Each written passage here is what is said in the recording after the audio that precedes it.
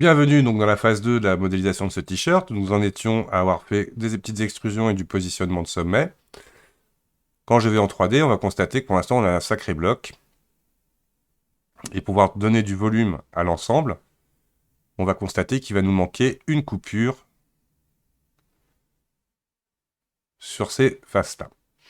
Tout bêtement, on va commencer à positionner, par exemple, je prends ces deux faces ici, je me mets dans la vue X, et je viens chercher la largeur de mon bras de ce côté. Je fais pareil, la sélection ici, je reviens dans la vue X,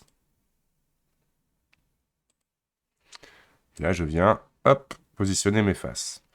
Vous pouvez maintenant sélectionner les sommets, alors il faut se mettre bien évidemment en vertex, et là je vais commencer tout bêtement à les rapprocher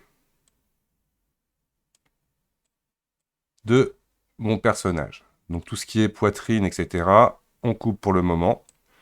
Nous faisons que du very basique. Hop. Là, on peut le laisser légèrement l'incliner. Aller chercher la cambrure. Et là, nous avons les deux du dos qu'on va rentrer légèrement comme ça. Donc là, ici, en gros, ce qui va partir de sous le bras, ça va être une bande qui va courir sur le côté de votre personnage. Donc tout bêtement, là, je viens ici anticiper en fonction de mes besoins.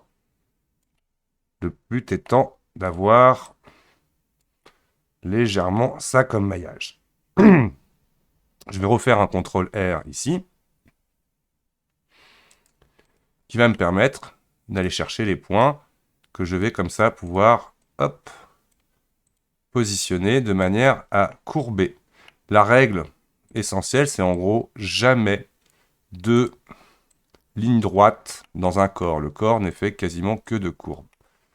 Et là, on va commencer à pouvoir un petit peu styliser le positionnement de nos points, dans un sens comme dans l'autre. Donc, pour se rendre compte du résultat, là, nous avons un maillage ultra simplifié. Nous allons ajuster le reste de notre maillage, mais d'abord, nous allons activer deux modificateurs.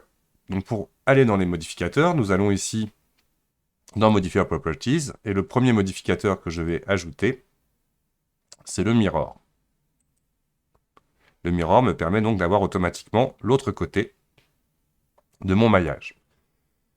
On peut le désactiver ou l'activer, c'est très pratique pour travailler. Il y a une chose qui est très intéressante aussi, nous allons cocher l'option Clipping qui va me permettre d'attacher les sommets, et donc je vais montrer tout de suite si je vais en Edit Mode. Qu'est-ce que le clipping? Je sélectionne un point, à partir du moment où j'ai activé le clipping, je ne peux plus me déplacer sur X. Il est soudé par rapport au miroir. Si je désactive, bien évidemment, on va pouvoir le faire. Et le principe est justement d'éviter ce genre de choses. Donc là, on imagine, je mets le clipping, je rebascule, hop, automatiquement, il va se clipper. Et après, si jamais je repars, je ne pourrai plus le déplacer. Il soude automatiquement les sommets au centre du miroir. Et nous allons ajouter un deuxième modificateur qui va être tout simplement le Subdivision Surface, qui de mes faces va les couper pour les arrondir. Là, nous voyons du coup le résultat de la subdivision, ce qui va me permettre, si je retourne dans les modes, on imagine, là, je vais repartir sur la vue X, le lissage va faire maigrir légèrement mon maillage. Donc là, je vais commencer à prendre des points, donc je fais attention aux points que je sélectionne. Donc là, par exemple, ici, ceux-là déjà, on peut les mettre plus ou moins comme ça. Vous verrez qu'on aura le départ du coup. Là, on peut anticiper sur certains petits réglages comme cela. Mais ce qu'il faudra, c'est tout simplement conserver le volume.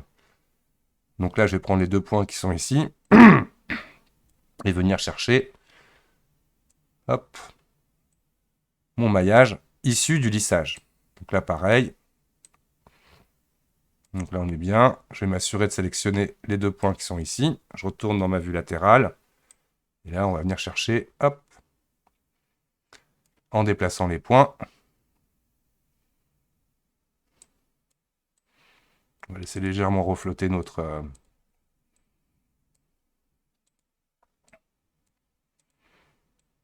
Voilà. Donc voici votre premier maillage simplifié. Nous y reviendrons plus tard. Donc là, bien retenir et bien essayer de le refaire, au cas où vous avez du mal. Les modificateurs. Tout va bien parce que j'ai bien construit mon personnage sur les conventions au positionnement. Donc l'axe X m'a tout de suite permis de faire ma symétrie. Et voici le Subdivision Surface qui tout simplement va donner l'aspect maillé de votre géométrie. Donc là, c'est ce qu'on appelle justement la modélisation freeform, c'est travailler avec très très peu de sommets pour obtenir ce que vous recherchez. Là, on voit qu'on peut manipuler nos points et regarder le design de notre personnage. Donc, à bientôt pour la suite.